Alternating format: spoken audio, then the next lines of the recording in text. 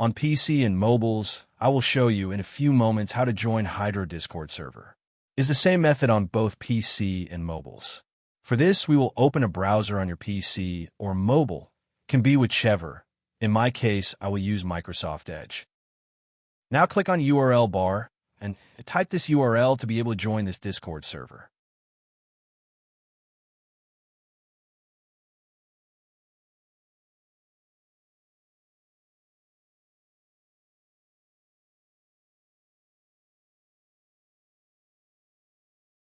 Doing this will automatically start your Discord application if you have it installed.